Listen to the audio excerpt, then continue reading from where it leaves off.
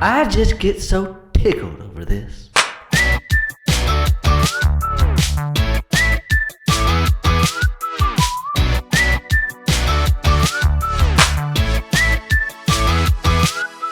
Isn't this something else? It certainly is, Brant. Let's hit it.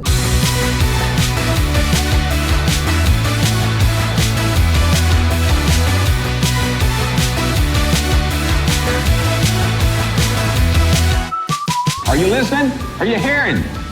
Are you hearing? God's got to send a bird, he'll send a bird. Woo! Just Hallelujah. weave in and out of the spirit. And got inside and lots of little for those that are thirsty.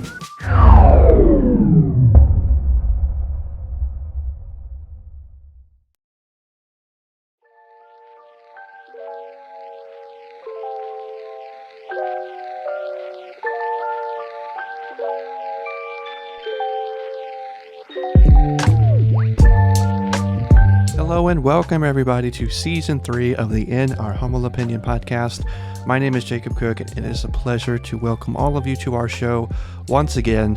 We apologize for the long delay. We had some technical difficulties to work through, but we have resolved all of the issues, so now you can expect regular weekly episodes. We are changing the time, however. We're going to be uploading our audio version at 3 p.m. on Sunday, so the day isn't changing, but it is for our video formatted episodes, which are going to go on our YouTube channel on Tuesdays at 10 o'clock in the morning, and all of those times are in the Central Time Zone. So we hope you subscribe to our YouTube channel if you haven't checked that out already, and we would also invite you to subscribe wherever you get your audio entertainment. But with that said, Brantley, I think you would agree with me that this season is shaping up to be very exciting so far. Very exciting indeed. And also, we have some very interesting topics for some of you that we can't wait to discuss. So we hope you'll consider subscribing to ensure that you don't miss out on our latest episode in Season 3. And speaking of topics, in today's episode, we're going to be discussing the departure of Nick Saban from the Crimson Tide and what his retirement means for college football. We'll also look into the upcoming Super Bowl matchup and give our predictions and thoughts there. And then finally, we'll talk a little bit about the NBA, the recent rules proposal and changes that are coming to the league, and why we feel that the regular season has lost a lot of its luster. Brantley, am I forgetting anything? Also, don't forget to leave us suggestions on Big Time Strong social media. Hello. And our comment section, or I hope you're hearing. Are you listening? Are you hearing?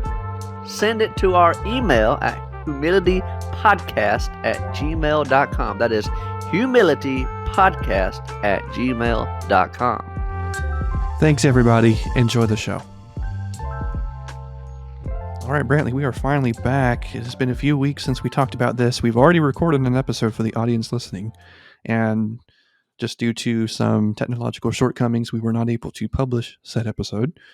But the discussion that we had talked about centered around Nick Saban retiring, because at the time that had just happened, and they had just hired their new coach, Kalen DeBoer, I think maybe that day or just a few days prior. And so, Brantley, I'll pose the question to you, because since then, there have been some players who have left the program. Do you think Alabama's going to take a significant step back moving forward into the new season, or do you think they're just going to continue to dominate in the SEC and, basically not lose a step and continue their dominant run? That's a good question, Jacob. Originally, back when they did hire Kellen, however you say his name, DeBoer. It's funny. That name seems like it'd be hard to say for me. But I was concerned. I was. And I had mentioned back then that, I say back then, a few weeks ago, that now that Saban's retired, my care for Alabama football is not as it once was. I'm more big time strong Auburn over Bama. That being said, I'm still interested in Bama football. I enjoy him as our state. And at the time that he was hired, I was like, is that a good hire? I don't know. People were leaving. Caleb Downs left. Isaiah Bond. A lot of big name. And then recruits were transferring. They're not transferring, but decommitting. Like one big receiver decommitted. Yep. But then a few weeks later, I started seeing all these recruits and transfers coming to Bama, and I saw that that top wide receiver, I believe, recommitted to Alabama. And I started thinking, you know what? Maybe they're not going to take that much of a step back. I do think, and I could be wrong, I do think they will take a slight step back in terms of dominance. Um, I don't see. I don't know. I just feel like it's going to be tough to come in and meet that expectation of the fans because Yeah, I if agree. if we know if we well we know this, you and I do. Alabama hadn't had a four-loss season since Nick Saban's first year in 2007. The Hmm. most they've lost is three, and that three was just like an outlier, really. And they still look dominant in their bowl game, even losing three. So Right, I, right. I think this year there's potential for four, maybe, and Alabama fans won't like what I say, maybe five losses because Bama goes to Oklahoma. That's not going to be an easy game in No, Oklahoma. no, it's not. I believe they go to Death Valley this year as Hmm. well. They've Yep. got some. They have a game up in Wisconsin. That one I'm not too concerned about. But it's. I think they'll still be moving forward strong, but I do see some slight regression. That's just what I feel. Next year, if you had to put $100 on Alabama winning over or under 8 games, what would you bet? I would go over. I still think they're at least. I know they could potentially lose five, as I just said, but I'd still bet the 100 of them winning over 8 games. I think I would take that bet as well. And speaking of over under, as I'm sure many of our longtime listeners will have realized, is we haven't really addressed the competition that Brantley and I annually do as it relates to the college football Is it bowl really a mania. competition? It hasn't been. They say a rivalry has to have ebbs and flows. This one has not. I have been stopped 2 years in a row now. We didn't even really tally it up. After about halfway, we realized it was a foregone conclusion. And so we decided on our episode tonight that we would just simply say, well, I would simply say, congratulations, Brant. I'm not salty at all about this, by the way. I'm not salty at all that UCLA screwed me and then proceeded to screw me anyway, even though I didn't even pick them. 2 years in a row. I know. Chip Kelly can take a long walk on a short pier as far as I'm concerned. Isn't that something, Jacob? But did not have my best. It was an interesting bowl season, and I'm just surprised by not even so much how many I got wrong, but like how many I got way wrong. Like I just didn't have a feel for it, I guess, this past season. I did not.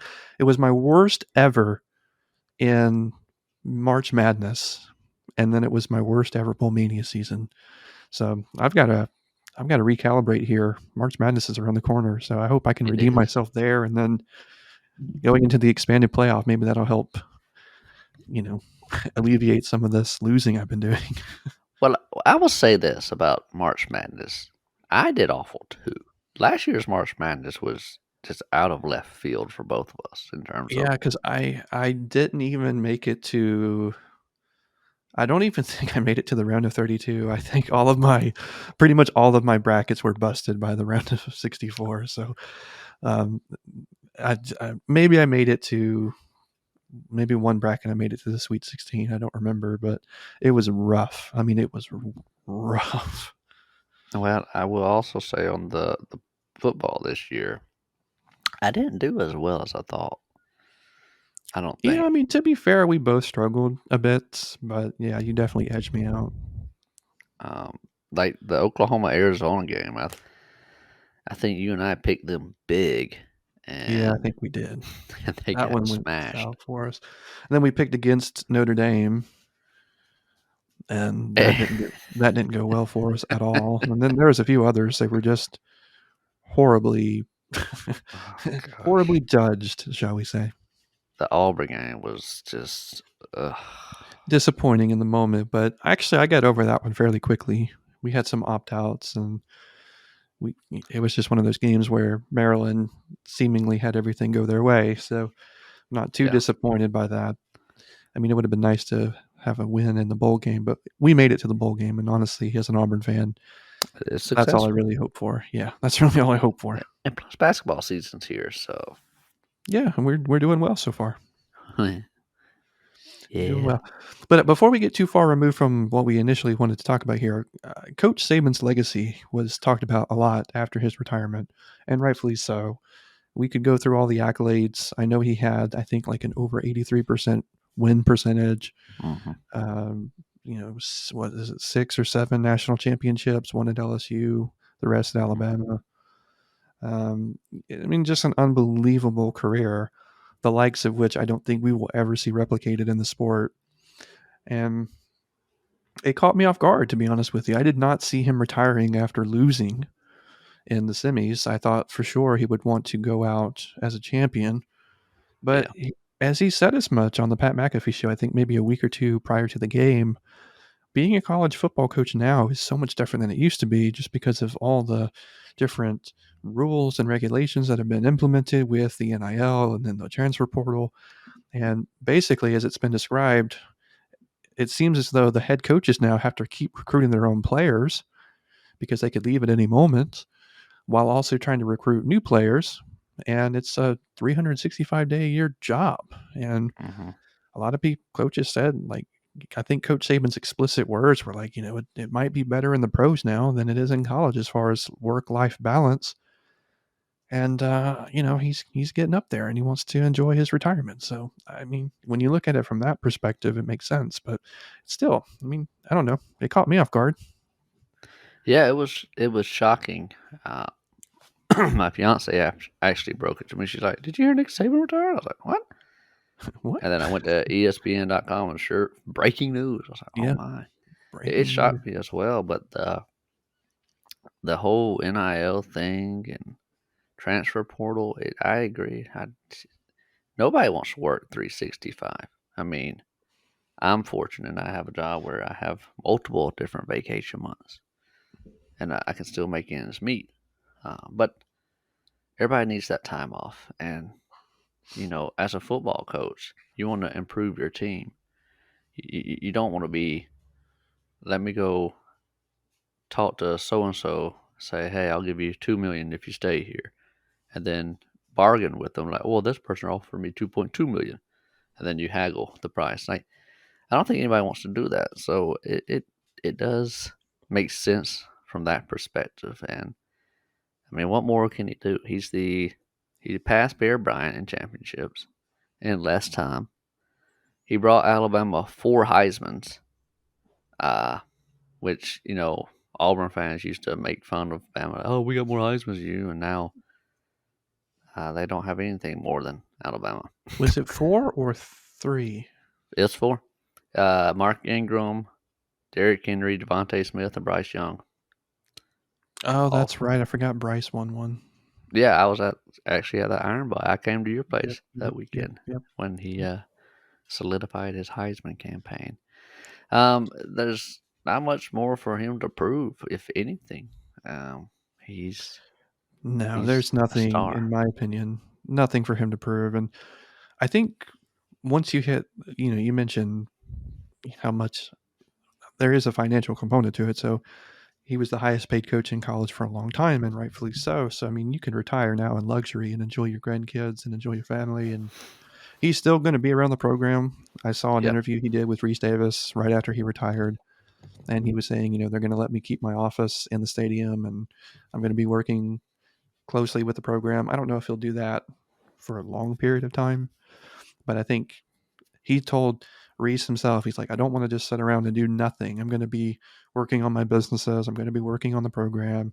I might even, they kind of hinted at him joining some sort of telecast at some point. So, I mean, he's going to be able to do whatever he wants. I mean, especially within the sport. So I don't think this is the last we've seen of Coach Saban by any means. But Which I like because I I enjoy Saban.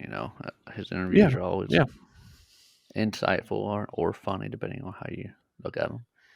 And yeah. He has a very I don't know what the unique sense of humor, and it is funny when he cracks up just because of he's always so rigid and he tries to remain so stoic, and then all of a sudden you do see that lighter side perk through every now and again. So yeah, it's cool to see.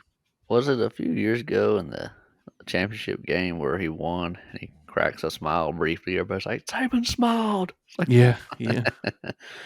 do you know he owns like a Mercedes dealership somewhere? I think in uh, maybe just somewhere. I can't remember where. He just bought like $100 million home, or maybe not 100 million, but it was an expensive home down in some island down in Florida. So Oh yeah, he's living the good life.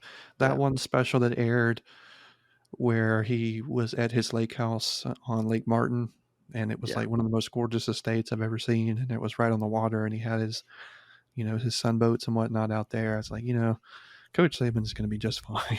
yeah, Like he's not hurting financially whatsoever. So, and you could argue he's one of the most powerful men in the state of Alabama, which is kind of odd to yeah. say because he's a football coach, but he's certainly influential. So, yeah, Uh, he's going to be active in retirement for sure. um, did you see that video of him or E- yeah, Eli Manning on a raft or a tube in the water? He's like, "Make sure you go easy on me, Saban." And Saban's like, "Yeah, right." He's like blasting through the water with Eli Manning on it. I haven't seen that. I need to look it up. I have seen him on the golf course with Mark Ingram before, and that was really funny.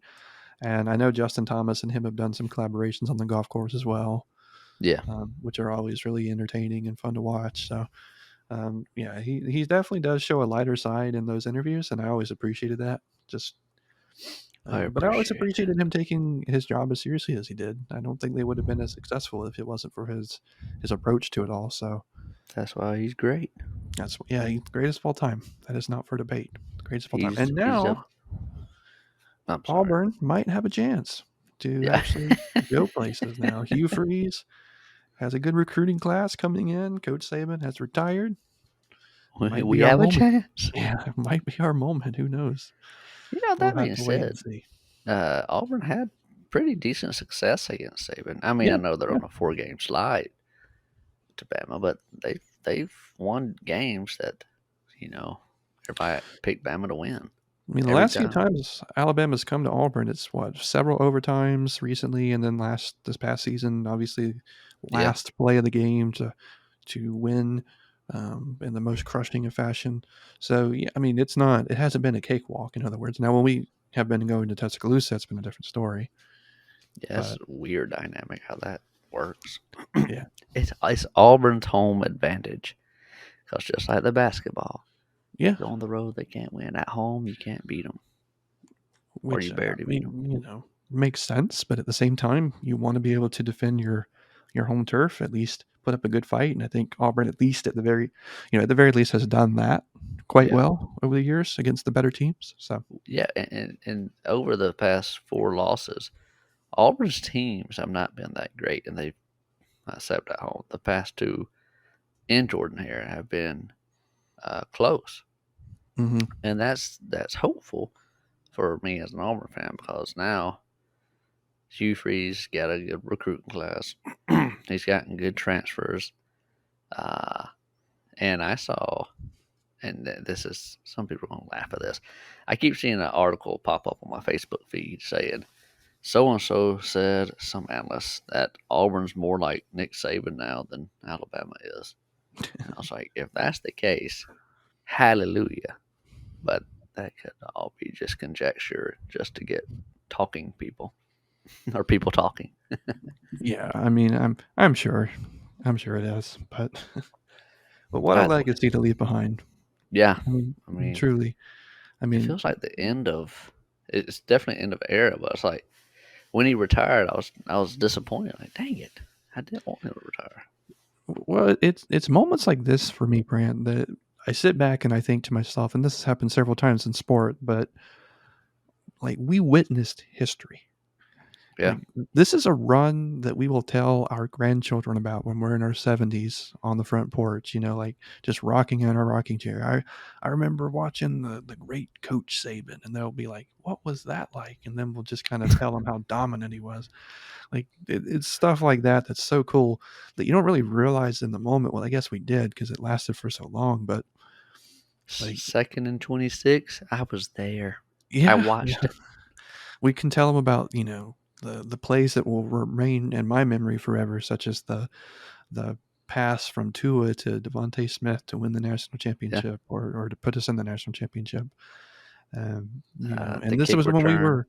by Oh Drake. yeah, I mean, and this is whenever you and I were full-fledged Alabama fans, and Yeah. a lot of great memories were given to us. And I think in large part, um, the success obviously drove that fandom to some extent, but still some great memories. And I'll always be thankful for that, and wish Saban the best of luck in his retirement.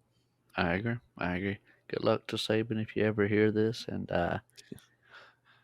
Thanks for the memories. All right, Brand, let's switch over to this. So the Super Bowl has now been decided. It's going to be the Chiefs 49ers rematch from a couple of years ago. Patrick Mahomes looking to get his third ring, I think. correct. And obviously Kyle Shanahan and company trying to break through for the first time. And personally, I don't have a dog in the fight.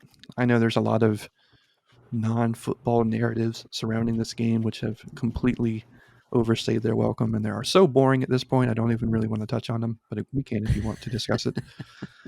But as far as the game is concerned, the Chiefs are doing what they do. They're playing their best football when it matters most, and the 49ers have scraped by in 2 games to get to this point.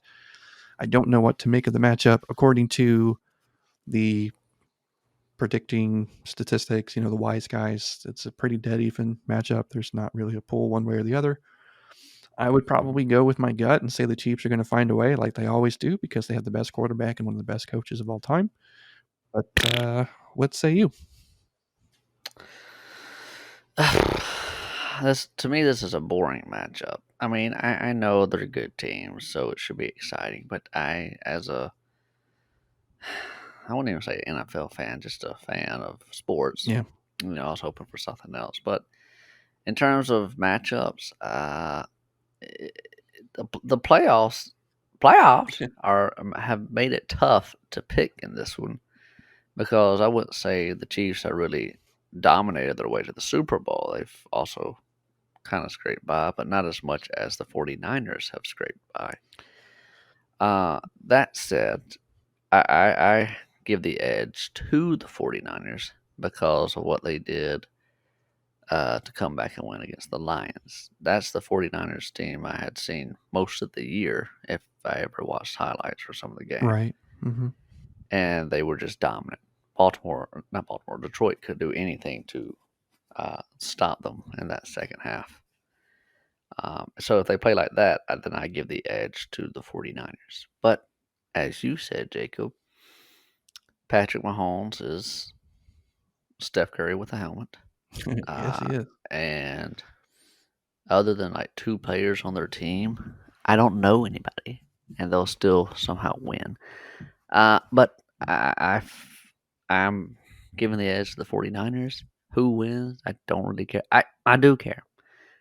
I'm tired of hearing about Taylor Swift. I know it's a tired narrative, but that's why we're tired of hearing about it. I don't want to hear any more about it. I hope the 49ers win. Not a fan of them. If they win, I'm not going to be like, yeah, the 49ers, woo. No, I'm just going to be like, okay, good. Yeah. The Chiefs, Season's over. just to spite them. Yeah, narrative's over. Season's over. Whatever. Yeah, I mean, Yeah, like I said, it's gotten really annoying. It's been this ongoing narrative throughout the entire season. My team in this playoff picture was the Lions. they were enjoyable. They were the underdog, sort of a Cinderella story, a starving fan base, made it to their first NFC championship game in, I believe, over 30 years. And they Yeah, had a lot of Alabama players on their team that had they did. recently been drafted, from Jameer Gibbs to Jamison Williams to Brian Branch. There may be a few others that I'm leaving out, but a lot of really good Yeah. players that perform really well, and I'm very excited for their success. Obviously, they were dominant at Alabama, Yep. and And then we were Bama fans with them there. So well, I mean, even so, I still appreciate the players that I cheered for on the team, even as an Auburn fan. So yeah, yeah, I mean, I was really hoping they could get to the Super Bowl, and it looked like in that first half, from all the highlights I saw, that was very probable. But then they just fell apart in the second half, as you said. So disappointed there. made no sense. Um, do you ever watch like the halftime show, or is it? Oh, Jacob, no. I'm the same way. Halftime shows bore Yeah, I'm me. the same way. That's actually one thing I like about it. Are you talking about the Super Bowl or just normal halftime The show? Super Bowl, like the halftime show. Oh, no. No. They're boring as all get out. Yeah, I agree. I really hate how the Super Bowl has become such of a production, and I've said this before, but like I'm strictly there for the football game, but there's like a 30-minute halftime with all the nonsense that happens during the halftime show, and then all the commercials used to be kind of humorous, but now they're not really. I mean, Politically motivated. there may be one or two that's still humorous, but for the most part, at least in my opinion, they just kind of fall flat for me. But you may have a different opinion. No, I don't. The halftime shows, I'll just say it, suck. I hate them. I know a few years ago, like, oh, they had Dre and Ice Cube, or not Ice Cube, Eminem and Snoop. I was like, I don't care. Throw some Metallica out there and I might watch it, but the world doesn't want to see Metallica. They want to see what I call junk. But I digress. And that's one thing I like about non-Super Bowl games in the NFL is the halftime is like 5 minutes, it seems. And then they're back out there. Hmm. And that's one thing I prefer in the NFL over college is the halftime is quick. But no, I don't care about that at all. I may be I was wrong, and I'm sorry, I go didn't mean ahead. to interrupt you, but I may be wrong about this, but I'm going to propose a question to you. Do you know who the artist is who performed the most or in the most Super Bowl halftime shows? Michael Jackson? I think it is Michael Jackson. Yeah, I think you're right. Just guessing. I Whenever don't know. I was I don't asked, watch them. yeah, I mean, whenever I was asked, that was the one that I thought of. I'm like, Michael Jackson. I know he's definitely done two. I think he did three, and I may be wrong. It may be two, but I know at least at the time I was asked, that was the correct answer. I'm quite certain on that. Well, he was doing halftime shows before I liked his music, so I didn't watch them. Well, I think some of them were before our time anyway. So, Oh yeah, 90s or at least before we or were watching 80s. professional football. Yeah, I will say, the Detroit thing was exciting. I was hoping Green Bay might make it a little bit. Yeah, kind of was too. The Bills, I was actually kind of excited for the Bills, a little bit, not Well, I much. like Josh Allen a lot as a player, and just Yeah, as a person in general. I think he's got a good character about him. So I was rooting for him too. yeah. But I believe the Dolphins were in the wild they card. were, yeah. I was hoping they'd make it. I know you were pulling for the Cowboys. Yeah, disappointing that the Cowboys lost, but it's also very humorous to me. Not in a cynical way. Like, it was just funny to me that like they had all this excitement. They had looked so good in the regular season, and then in the most typical Cowboy fashion, they lose in humiliating Jacob, defeat to an have you inferior not seen roster. the have you not seen the Cowboys meme? No, I mean, I'm sure they're rampant, but it was so funny to me to watch not only Skip Bayless meltdown on TV about it, and the viral clip of him went around throwing all of his jerseys in the trash can, but Stephen A. Smith on the other network was sitting there with a cigar and a cowboy hat, just laughing his head off. It just There's a comedy gold. there's a cycle to it, Jacob. It goes like this. Uh-huh. Season starts. We're gonna win the Super Bowl this year. Season going. Or no, season starts, a lot of hype. Season's going. We're gonna win the Super Bowl. Get to the AFC champ or what are they? NFC? NFC. Win the NFC their division. Get to the playoffs. Lose. Sad face. Repeat. Yeah. And it happens every year. I mean, it does. It does. I was also kind of hoping the Ravens. I know they weren't an underdog per se because I think they're the number one in their division. Yeah, they were the number one overall seed in the AFC. I didn't know that, but I was hoping they'd make it. But I like I Lamar just wanted Jackson them a to lot be as the a Chiefs. player. I do, but I can't deny that in some of the bigger games I watched him play in, Doo. well, not really, not that so much. It's just like Patrick Mahomes, whenever he's played him, has just looked better. Like just other players on the opposing team just clutch up, and it just seems like he just tries to do way too much. Well, Patrick Mahomes has the refs in his butt, so Oh, I don't know how much that played in the AFC Championship. no, that one no, but the Bills game, I feel like it might have played a little bit. There's some questionable calls. There were some questionable calls, but there's always questionable calls every single year. But either way, I hope the 49ers win because I don't like the Chiefs. Not the Chiefs. I like Patrick Mahomes. I'm tired of him. You know. so is that your like if you're looking at the game like from a pure football perspective, you're just taking the 49ers? Well, yeah, I mean, aside from I want the Chiefs to lose, I do think that the 49ers have been the best team all year.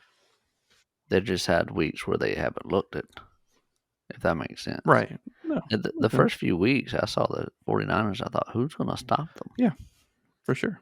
And I still feel that way. And last week against the Lions, they showed that in the second half, and I was like, oh my goodness, who can stop that? But from that perspective, I think the 49ers are the favorite in my eyes. They may be the favorite, but I am still going to roll with the Chiefs. I think that they will, like I said, find a way to win. They have the best quarterback of the two teams. And in my opinion, they have a really good head coach. Although Kyle Shanahan has also proven to be a ridiculously good head coach as well.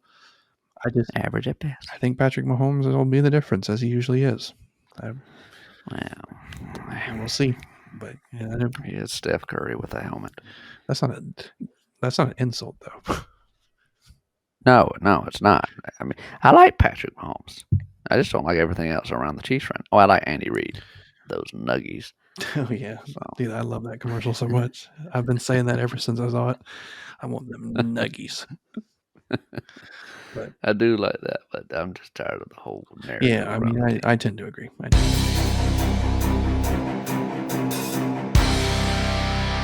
right, Brent. So lastly, let me jump to this. There was a narrative in the news that I don't know if it's passed yet or it will be passed for future seasons in the NBA, but there's a 65 game rule now.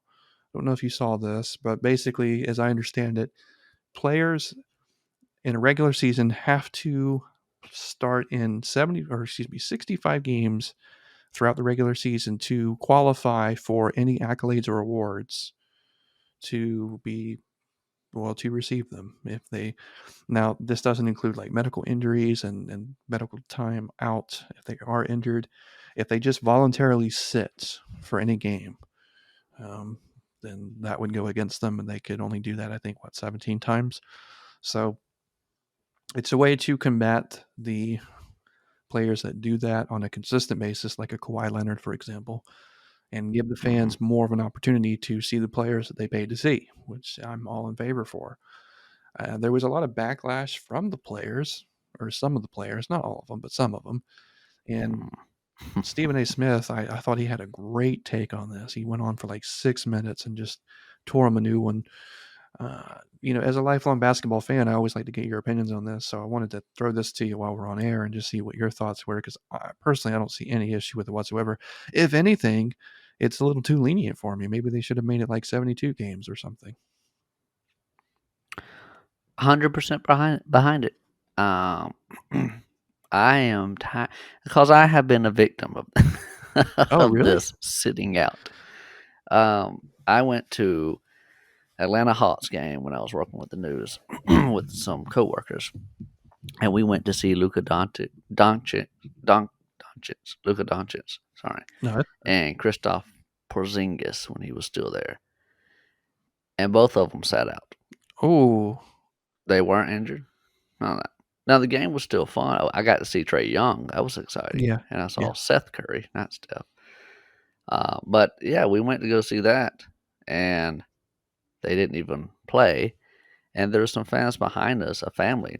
They're like, "Yeah, we paid.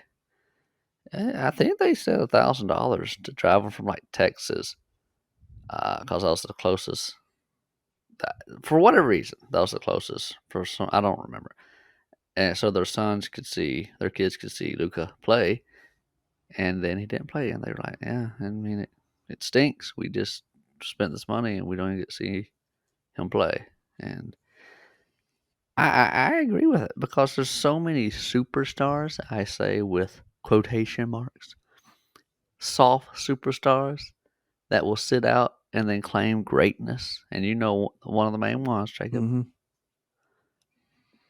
And we have people comparing them to like, oh, Michael and Magic and all that. Michael played most, if not all, his games.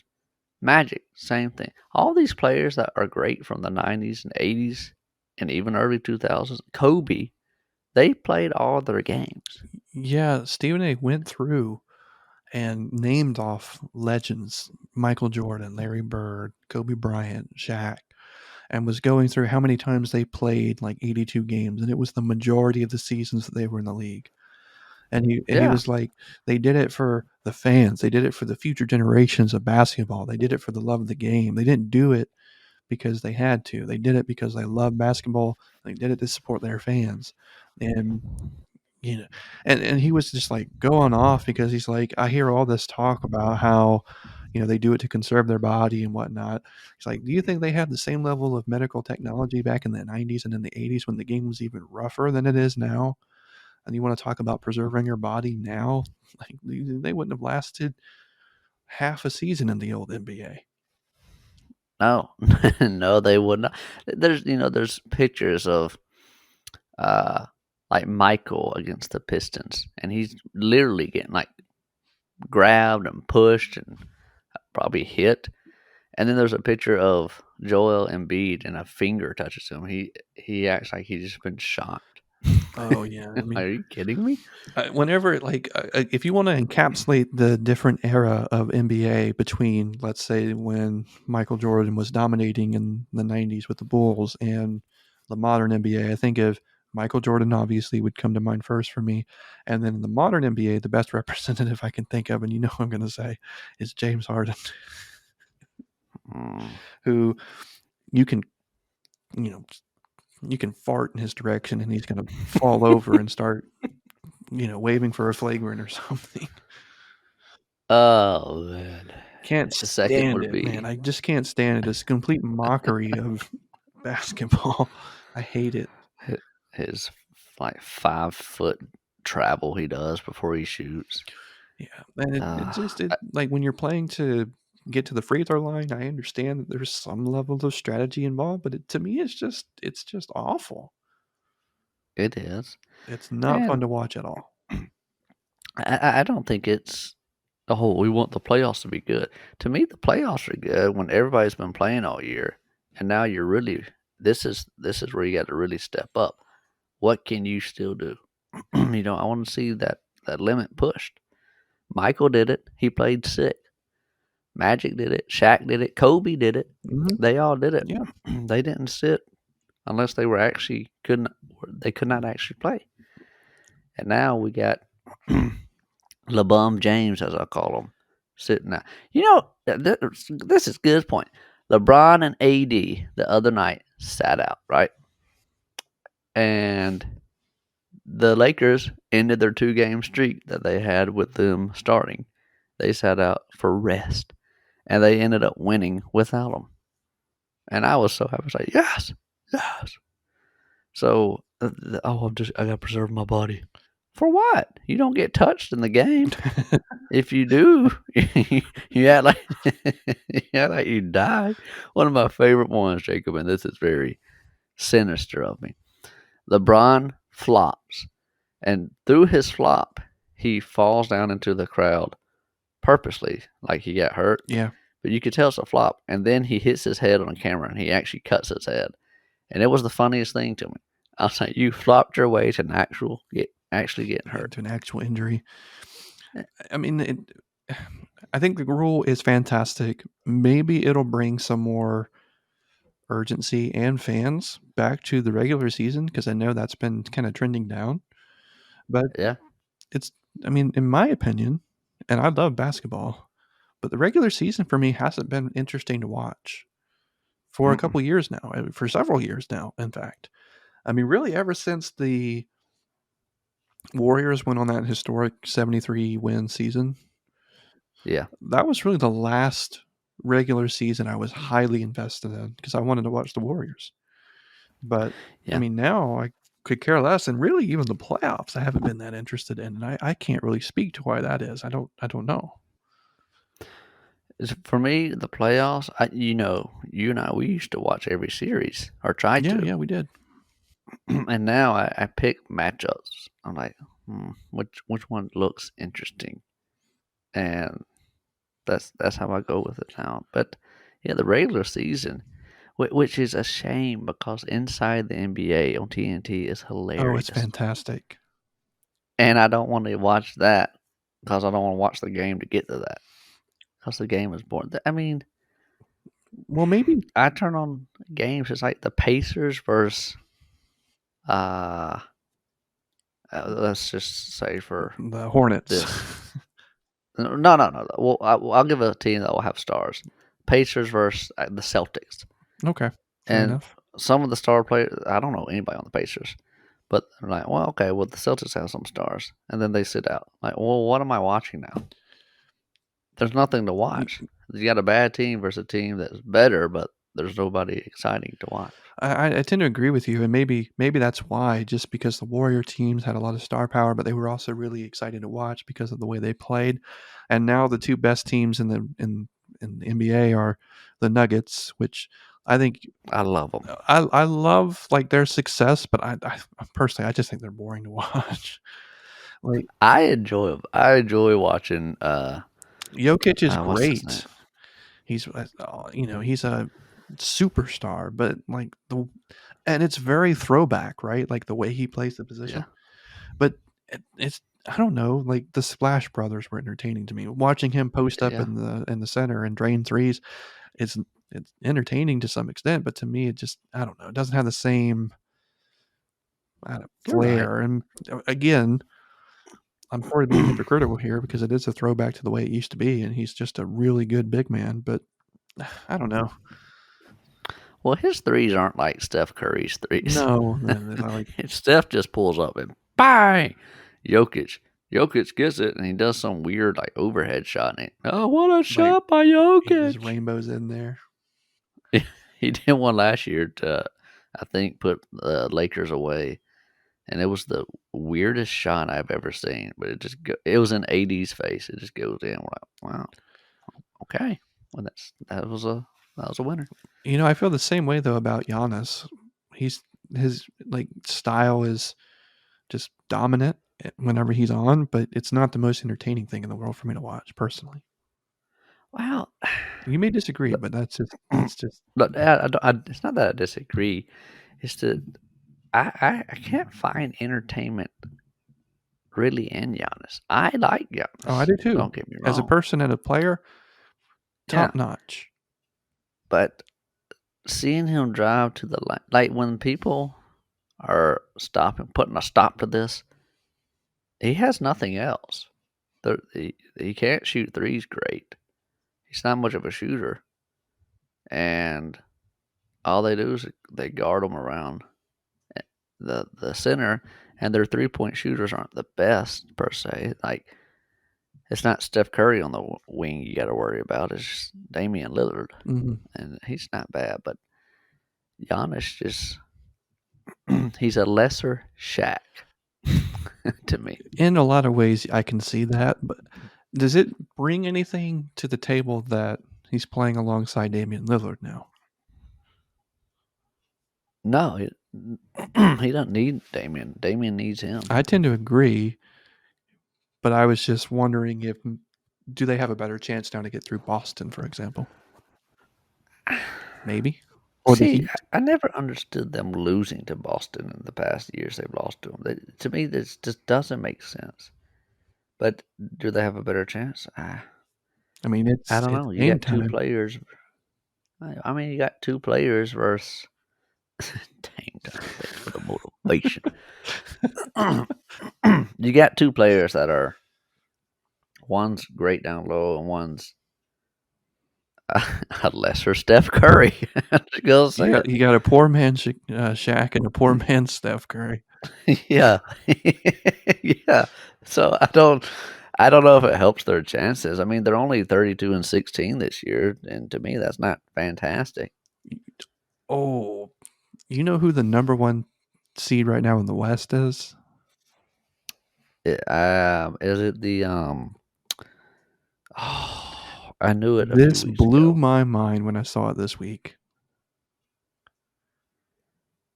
I'll give Um, you a hint. You may not be able to, maybe a bad hint, but it's the team that drafted Karl Anthony Towns. the Timberwolves. I knew I it. couldn't believe they're number one. I have no idea how that's possible.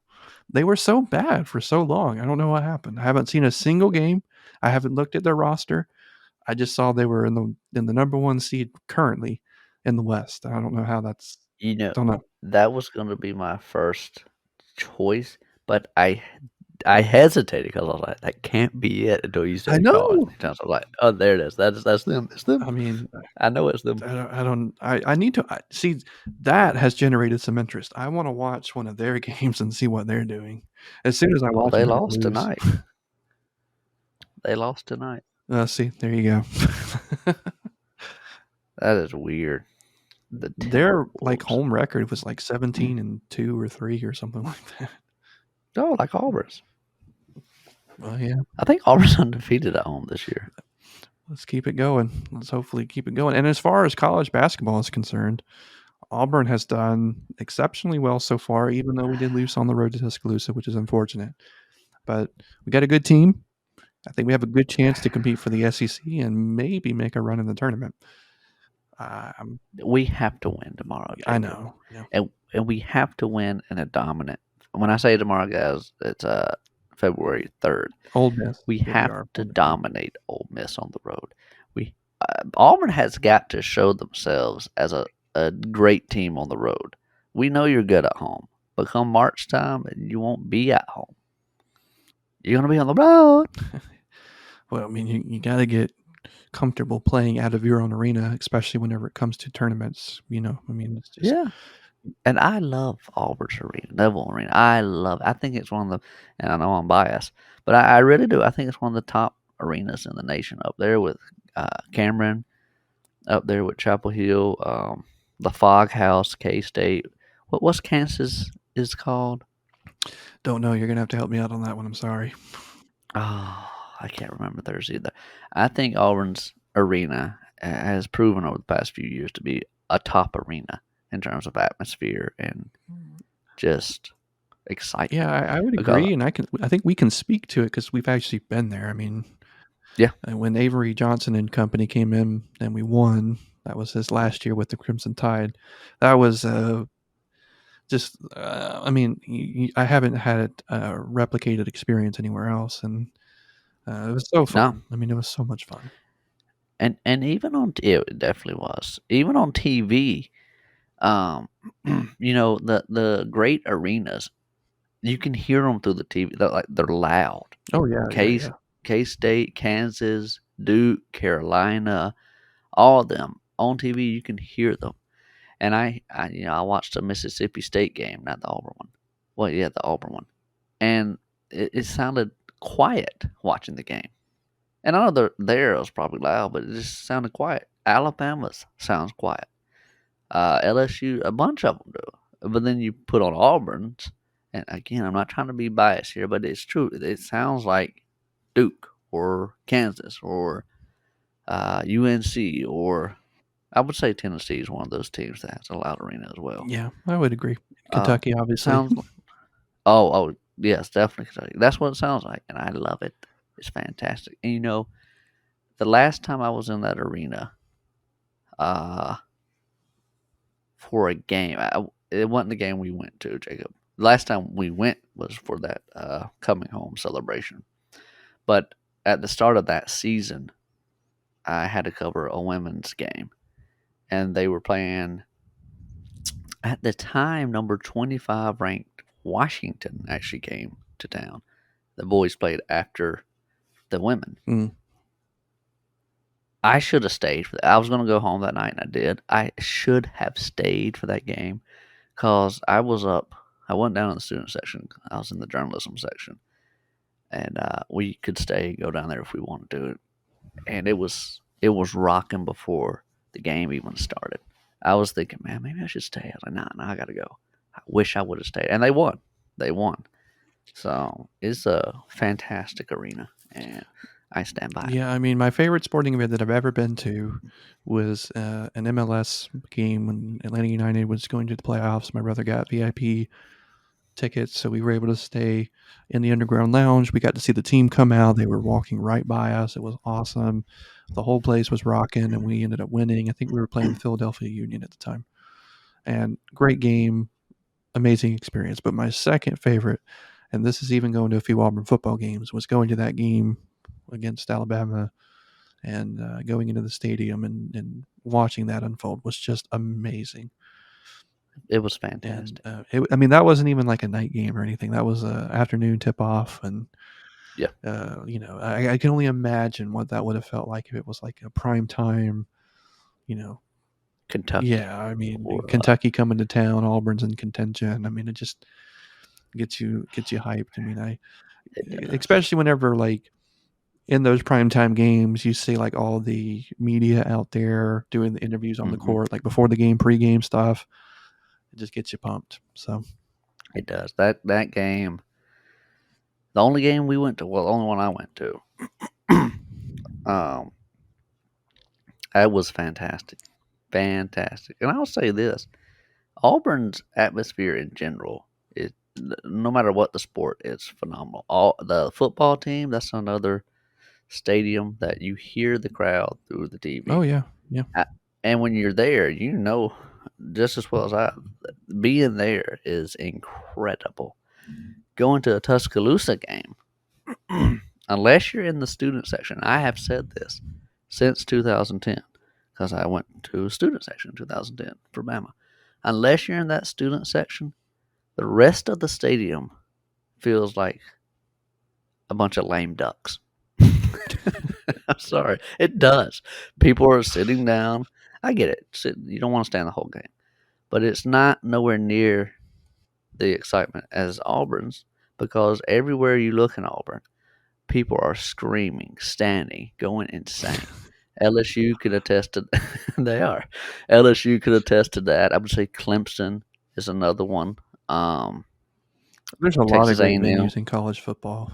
yeah, Wisconsin, a lot of them, The big and house, Death Valley, the Big the House. Horseshoe. Oh, definitely the Big House. They have 112,000 people. That's the one that British commentator, that content creator saw, and he's like, "Is this what all the games are like?" I mean, that's absolutely mental. And I was like, "Yeah, I mean, that's college football." Pretty much. I mean, he's like, I couldn't imagine what that would be like here in England, But Yeah. But all that to say, Auburn's got to do better on the road. And they have a chance to show it tomorrow against an Ole Miss team that I don't think is great. But still, you have to do what you did to them at home on the road. Yeah. Completely agree with you on that. All right, everybody. Well, that's going to do it for us in our debut episode here. We could not be more thankful for you tuning in and listening, downloading, rating, all the things that we've been asking you to do. Sorry we took a little bit longer of a break than we had originally intended to. There were some technical difficulties, which I know gets old hearing that time and time again, but we do try to put a lot of heart and soul into this podcast. We want it to be of high quality when we finally get it published. So we weren't going to release something we weren't happy with. We had some hiccups in some of the software we were using, but we've got it sorted now. So we should be back on regular uploads. And again, yeah, we're just so excited to be back. We've got some great episodes, as we've alluded to, coming up here in the next few weeks, so please stay tuned for that. Brantley, did you have anything else you wanted to add before we conclude this episode? Yeah, I'm just happy to be back, and we got some crazy things coming up for the audience. And, we appreciate everybody tuning in, listening, whether that be YouTube, Spotify, iTunes, Is it on iTunes or Apple Podcasts? Apple Podcast. Apple Podcasts, excuse me. And we just enjoy doing this. It's one of the things every week. I'm like, all right, podcast this week. I can't wait for it. So, yeah, thanks everybody for listening. Nick Saban, if you hear this, roll tide to you one last time. And War Eagle to my Auburn family out there. And yeah. I will ask everybody who does listen to this, I will challenge you, if you don't mind, tell someone that hasn't listened or that hasn't listened about the show. Spread it through word of mouth. That really helps get the word out to the show or about the show. And make sure that if you are a longtime listener and you haven't yet subscribed, we would appreciate it if you wouldn't mind going ahead and doing that, following the show on whatever platform you downloaded the podcast, or if you're listening on our YouTube audience, subscribing to the channel, liking the video. It does help us out a lot. I hate to be the type of content creator that always asks for assistance, but it's the only way to get our name out there and keep our show relevant in the searches and things like that. So we do appreciate everyone who takes the time to do that for us.